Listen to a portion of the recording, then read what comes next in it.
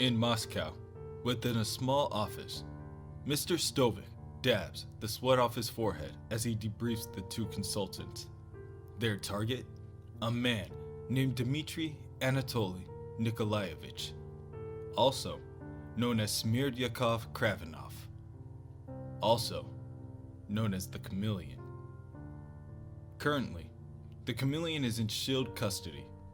He has been ever since he was captured by Black Widow when he worked with Dr. Octopus to blackmail the world. However, the Chameleon knows secrets that belong only to the Russian people, and the KGB would rather those secrets die with him.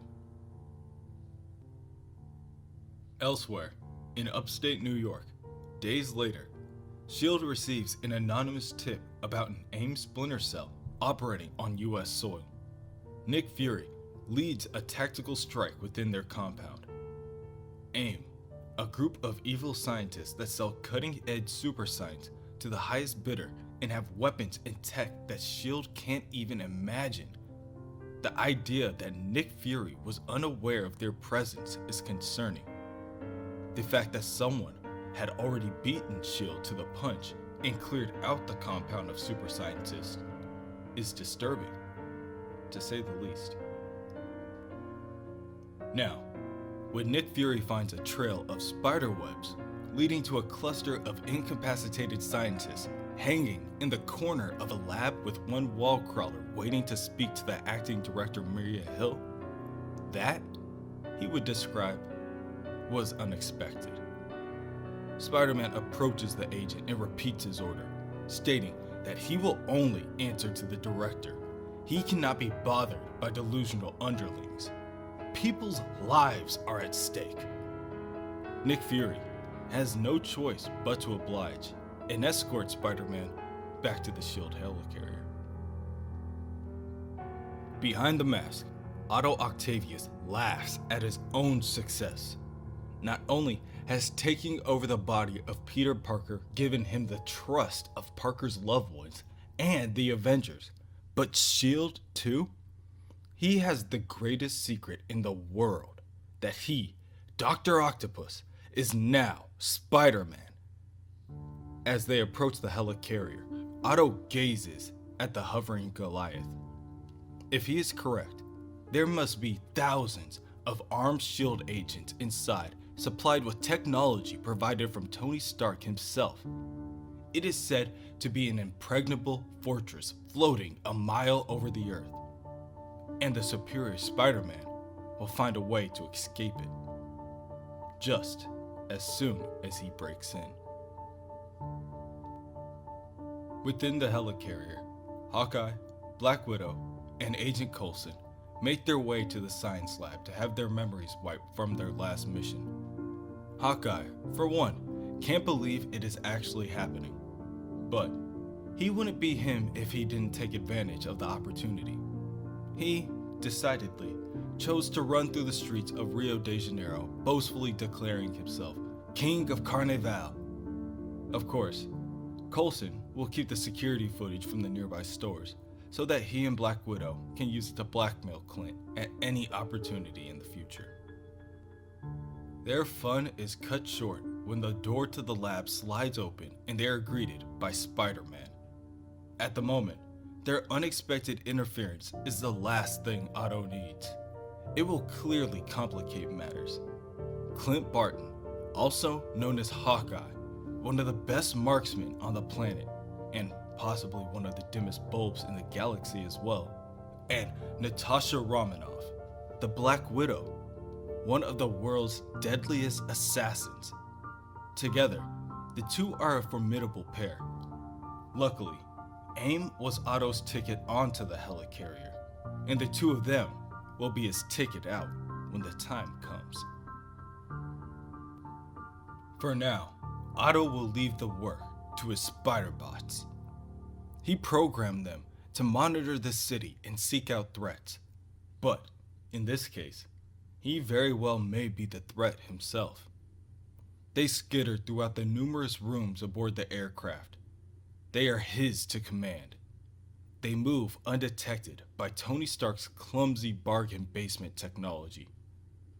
Through them, he will control everything aboard the helicarrier, and through his lenses, Otto will see through their eyes, and they will find who he's looking for. Within a cell, a psychiatrist greets the Chameleon. "Good afternoon, Dmitri. Or do you prefer Smirdyakov?" The Chameleon looks back at the doctor and places his hand on the energy field separating him from the outside world. "I think I like your name, Doctor. Call me William." The doctor squints his eyes as he tries to read the Chameleon's expressionless face. "I don't think so. Let's go with Dmitri today. That is your birth name, is it not?" "Let's go with Dmitri today. That is your birth name, is it not?" The nearby S.H.I.E.L.D. agent overseeing the day's session stomps over and points his rifle at the spy. "No tricks, dirtbag, and step away from the field." "It's all right, Agent Moreno," says the doctor. Then, pointing his attention back at the Chameleon, continues. "You used my voice. That's very impressive, Dmitri. You're gifted. You could be quite the help to us." The Chameleon steps back from the field and takes a moment before responding. "S.H.I.E.L.D. wants my secrets. I know this, Doctor. But they don't know what I know. That I have more to fear from giving up my secrets than I do from S.H.I.E.L.D. And what is it that you're afraid of, Dmitri?" "Being seen." Outside the helicarrier, a stealth fighter filled with masked terrorists hovers in wait. With their cloaking fields at full power, the infantile American technology will never be able to detect them. For now, they will wait for S.H.I.E.L.D's defenses to drop. Their weakness will reveal itself soon enough. Within the helicarrier, Otto is finding it painfully obvious that if his goal were to eliminate S.H.I.E.L.D., he could do it at any time he chooses, even on a whim. When Spider-Bot 221 finally finds the location of the Chameleon's cell, Otto's plan can finally begin. He cuts the power to the helicarrier, and within an instant, everything goes black. "What's happening?" the doctor asks while feeling his way around in the darkness. The S.H.I.E.L.D. agent reaches for his communications device and reasons, "Reserve power should have come on by now." "Wait," he says as he turns back to search for the Chameleon. "The cell's energy field!" Elsewhere, Nick Fury, Coulson, Hawkeye, and Black Widow leave the lab in order to closer examine the extent of the ongoing situation. As the backup generators activate and the rooms glow red from the emergency lighting, Nick Fury can't help but notice that the helicarrier isn't plummeting to the ground. And for some reason, they still have the communications online. He reaches out to the acting director, Maria Hill, and she demands answers. But then, suddenly, Otto's spider sense goes off like a drill in his head. Otto tries to rationalize what is happening, asking himself why any of this would set off his spider senses. He is the one who orchestrated this shutdown. Then, as if to suddenly answer his question, a swarm of crackling energy radiates throughout the room. Within the field of energy, a slew of armed attackers appear, led by two men with skulls for faces. As Otto stands there, awestruck, he must admit that he did not see this coming. One of the armed men yells out in Russian, ordering the others to attack, and the soldiers open fire with their assault rifles within the closed quarters of the helicarrier. The agents of S.H.I.E.L.D. duck for cover and begin to return fire, and Spider-Man decides to sneak away to regain his bearings and understanding of the situation.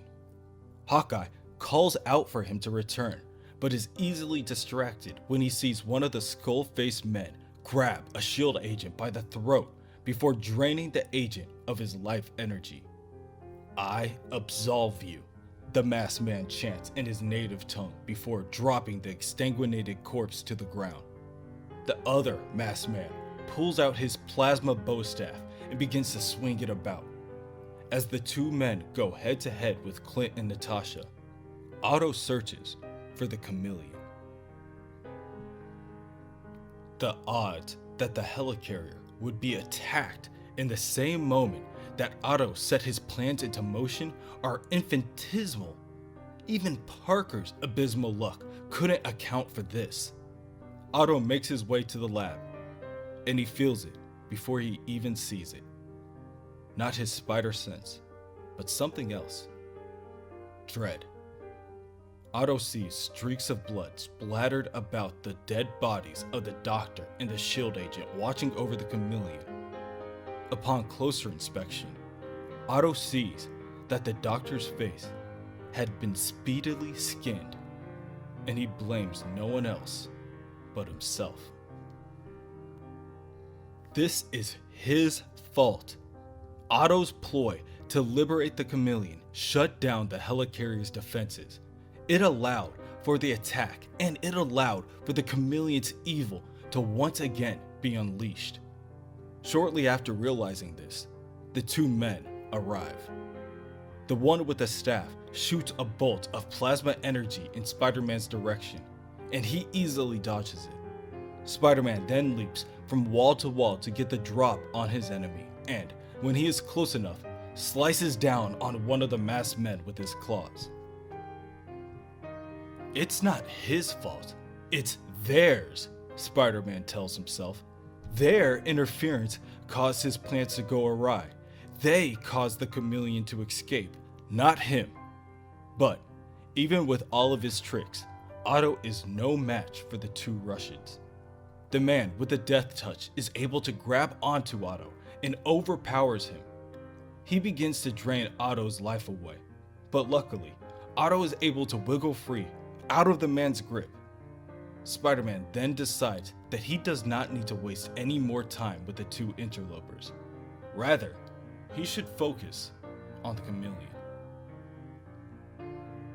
Spider-Man then attempts to zip down the corridor, but before he can build momentum, he bounces off of the back of the Hulk. Shit, he thinks. Now that the Hulk has gotten into his way, things have gotten exponentially more complicated.